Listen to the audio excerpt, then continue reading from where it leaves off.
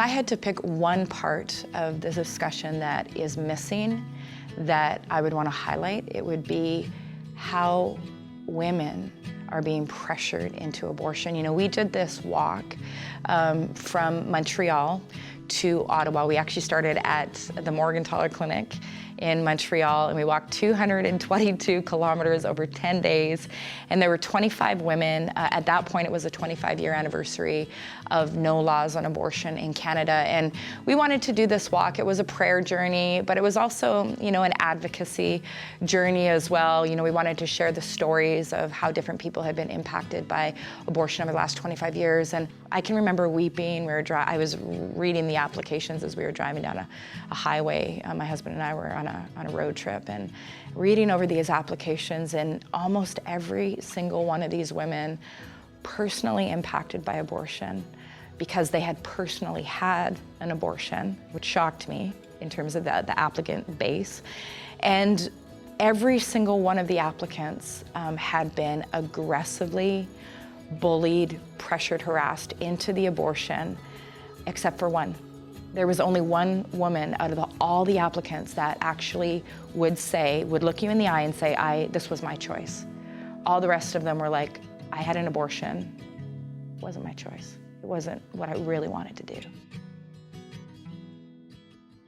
Jenny, one of the walkers, you know, she had an abortion and again, felt badgered, bullied by her life scenario into it, felt like she didn't have a choice. You know, she has the abortion, she goes through the procedure. The doctor must have been in a bit of a hurry on the back end. So when he was supposed to be releasing the clamp off of her cervix, he didn't fully release it, yanked it a little bit too hard, too fast, ripped her cervix.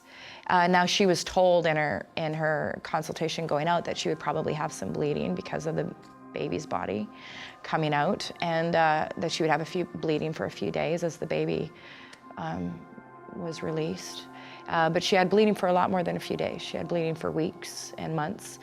Finally, she was able to go back and get an assessment done and found out that her cervix was irreparably damaged, that she now had an incompetent cervix, and that she would probably never be able to have children. You know, women like Jenny, blows my mind that we can't talk about abortion for their sake. You know, and you know, so many women on the other side of abortion talk about what's missing in the conversation. So many women on the other side of abortion sitting there saying, I wish I would have known. I wish I would have known what abortion was going to do to me emotionally, mentally, physically. Most relationships that endure pressurized abortion do not last, whether it's a marriage or a boyfriend-girlfriend scenario.